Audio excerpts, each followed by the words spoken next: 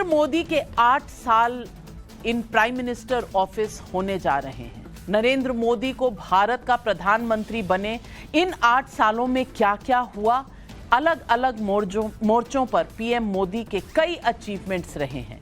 Corona महामारी जैसे चुनौतियां में भी उन्हें देश को मजबूत बनाए रखा। प्रधानमंत्री मोदी हर हालात में देश को आगे रखने का जज्बा बनाए रखते हैं।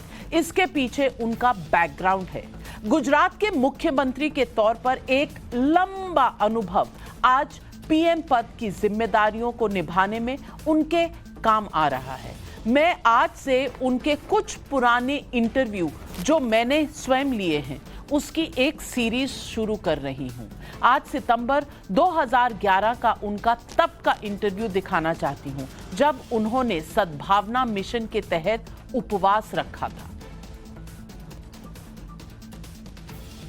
I'm joined by Mr. Narendra Modi. Mr. Modi, it's been a high-profile event. The objective behind this event, the timing of it is what everybody is asking. Why now? कि गुजरात की चर्चा डेवलपमेंट को लेकर के हो रही है, गुड गवर्नेंस को लेकर के हो रही है,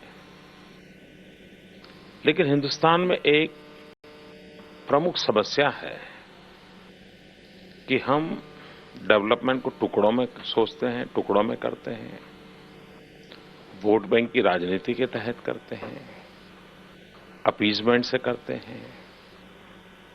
क्या देश को एक ऐसे मॉडल को हम दे सकते हैं जिसमें appeasement to none, justice to all,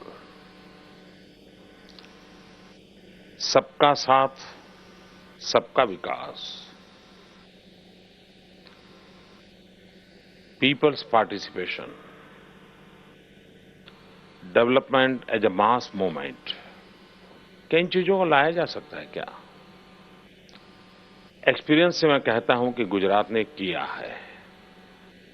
अब समय की मांग है कि हमें देश के सामने ये भी लोगों को समझाना होगा कि हम सबको साथ लेकर के सबके विकास की दिशा में आगे बढ़ सकते हैं और Gujarat experience is a model. अगर ये करना है तो मुझे उसको एक विशिष्ट ढंग से दुनिया के सामने लाना पड़ेगा। दूसरी बात, अभी अभी सुप्रीम कोर्ट का जजमेंट आया है। लोगों को गुजरात को बदनाम करने के ढेर सारे मौके ढूंढते रहते थे। अब इसको स्टॉप लगा है, तो आवश्यक है कि लोगों को सही दिशा में ले जाना, और ये सही अवसर है। और इससे बाद आगे मैं इस विषय को गांव-गांव तक ले जाने वाला हूं। उसके तरीके क्या होंगे वो सरकार तय करेगी, क्योंकि ये सरकार का कार्यक्रम है और उसको आगे बढ़ाएंगे। मोदी जी, आपने कहा कि एक सुप्रीम कोर्ट का जो वर्डिक्ट आया, that is an important watershed as far as Narendra Modi is concerned, because there was a perception of Narendra Modi, the political persona, which never allowed you to come out of the 2002 shadow. Is that something that weighs very heavily on your mind, and is the Sadbhavna mission also your message to people that that's the past? नहीं, मेरे लिए वो issue नहीं है, कभी भी issue नहीं है, और न ही कोई मुझे बोझ रखने का कारण था, क्योंकि हमें लगता है कि आगे जाना चाहिए, आगे का सोचना चाहिए, और हमने 2002 से ही आगे का ही सोचा है, आगे का ही किया है, और उसी का तो कारण है इसी सालों में 2002 के बाद ही गुजरात में इतना इन्वेस्टमेंट आया, गुजरात में इतना एग्रीकल्चर डेवलपमेंट हुआ, गुजरात में इतना लोगों को रोजगार मिले। तो कोई 2002 के कारण गुजरात ठहर गया या गुजरात का विकास अटक गया था, ऐसा नहीं है। और दूसरी बात है, हमारे देश में कोई किसी चीज का अध्ययन नहीं करता है। कहीं पर भी किसी पुलिस थाने में इस मुख्यमंत्री के खिलाफ कोई एक भी एफआईआर है क्या? कुछ नहीं है। ये हाइप क्रिएट हुई, उसकी चर्चा चलती चली जा रही है। ये मेरे लिए भी एक फ्लैशबैक की तरह है। ये इंटरव्यू 2011 आज 11 सालों बाद आपके साथ, दर्शकों के साथ साझा कर रही हूँ। मैं तब पॉलिटिकल एडिटर थी। सद्भावना की अनाउंसमेंट हुई थी कि इस तरह से मोदी जी 3 दिन का उपवास का कार्यक्रम कर रहे हैं जिसमें वो सब लोगों से मिलेंगे। मैं भी वहाँ पहुँची। मैं भी कवर करने गई थी सद्भावना का ये जो पूरा उनका उपवास था जिसके तहत वो बहुत लोगों से मिले थे। और उस समय कोई ऐसा इंटरव्यू फिक्स नहीं हुआ था। अगर आप देखेंगे तो मैं एक छोटी सी कुर्सी पर बैठी हुई थी, उनसे बात कर रही थी। लेकिन इसके पहले की जो कहानी है बड़ी दिलचस्प है। वहाँ जब पहुँचे, ये सद्भावना दिवस के पूरे लोग आते थे, बस मिलते थे, कोई स्पीच नहीं थी।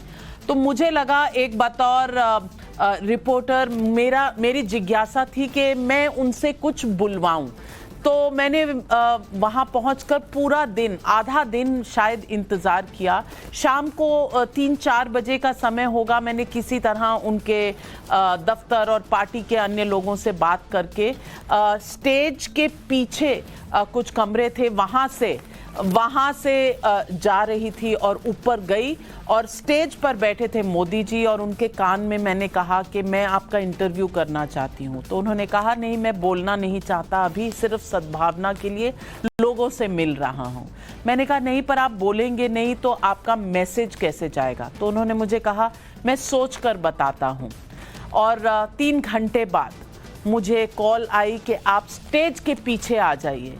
दिल धक धक कर रहा था कि मिलेगा कि नहीं मिलेगा इंटरव्यू। मैं चली गई। स्टेज के पीछे एक छोटा सा कमरा बना हुआ था जहां पर भी ये बैकग्राउंड लगा हुआ था और वहां पर मोदी जी ने कहा कि तुमने कहा है और मैंने सोचा तुमसे बात कर लूं।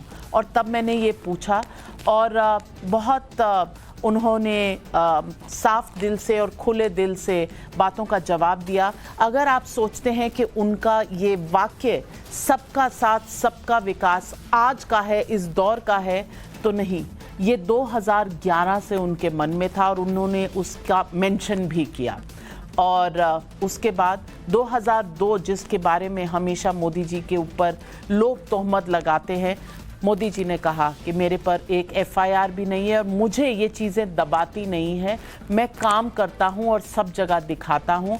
और ये चीज़ मेरे दिमाग में हमेशा रही कि उनका एक विज़न है और यही चीज़ लेकर मैं 2011 में अहमदाबाद से बाहर निकली और आज तक यही है मेरे मन में कि उनका एक विज़न है।